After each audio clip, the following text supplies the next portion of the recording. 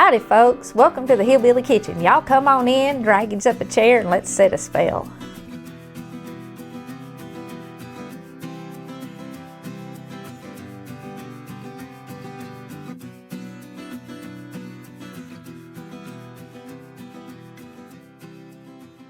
Thank you all for being such a blessing to me. For every card, for every letter, for every comment, for every prayer especially, for every gift that you have sent me in the past year and in the past 7 years since I first started this YouTube channel.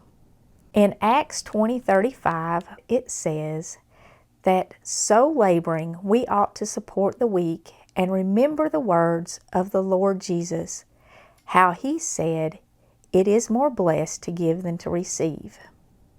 Truly, life's greatest blessing is to be someone else's blessing, to have the Lord use us to be encouraging or to meet the need of another person. And you might kind of be wondering where I'm going with this. Well, let me tell you. See, it is far easier for me to give than it is for me to receive. And that's true for most people. But I recently heard a sermon where the pastor was talking about pride. He was talking about all the things that come from within us that corrupts us. But pride, and he said we reject the gifts of others and the help of others because we're prideful. And certainly the Bible warns against pride. You know, pride goeth before a fall. And he said that when we reject the kindness and the gifts and the generosity of other people, when we take from them that blessing that it is to help someone else, when they give it to us and we reject it, we are stealing their blessing. And there is no greater blessing than to bless someone else.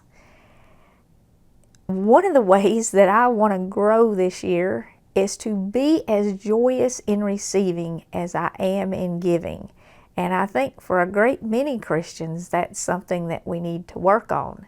We need to be as joyous when we receive something as we are when we give something.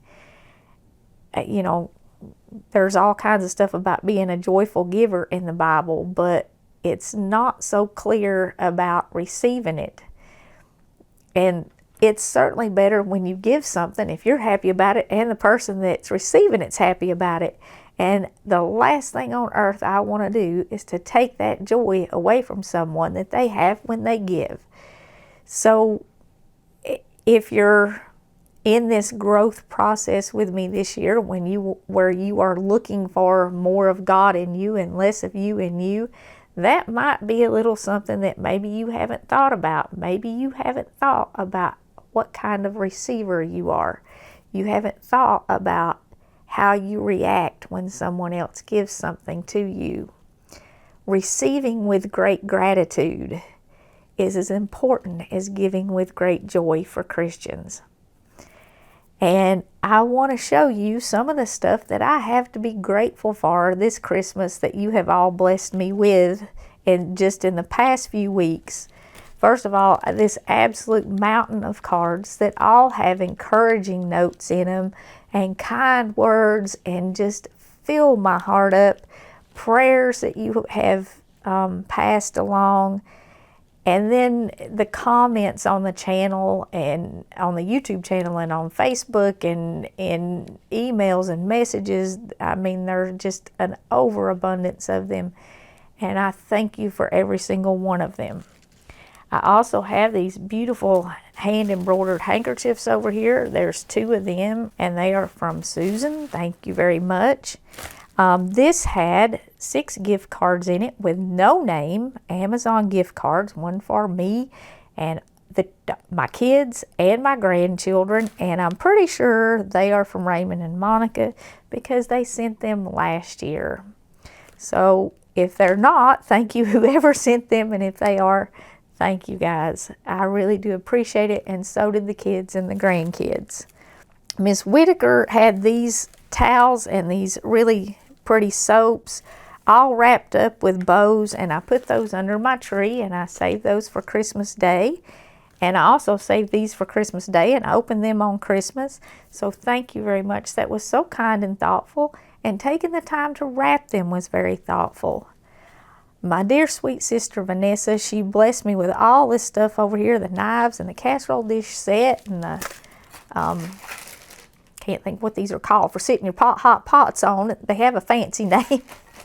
But she sent something that she said when she saw it, it made her think of Bret. And Bret was truly a lover of stuff, little things. And he loved little gifts, and the kids used to get him all kind of stuff. But this is something he would have loved, so I want to show them. It's a teeny little set of knives, and it's the whole set. And each one has a sheath, and they are very sharp, and they have like engraved blades.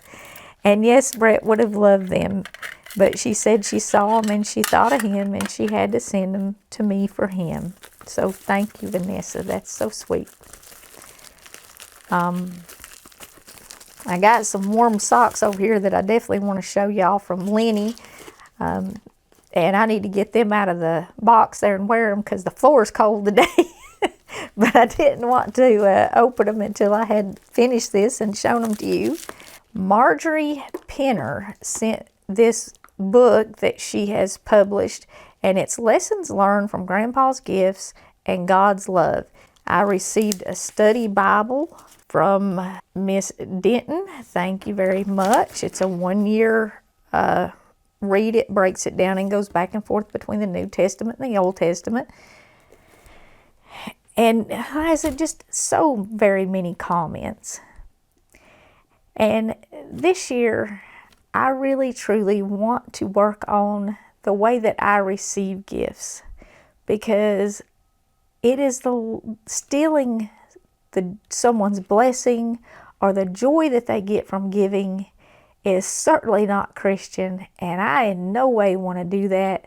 So that's one of the ways that I want to grow this year, is to be a more joyous receiver, a more grateful receiver.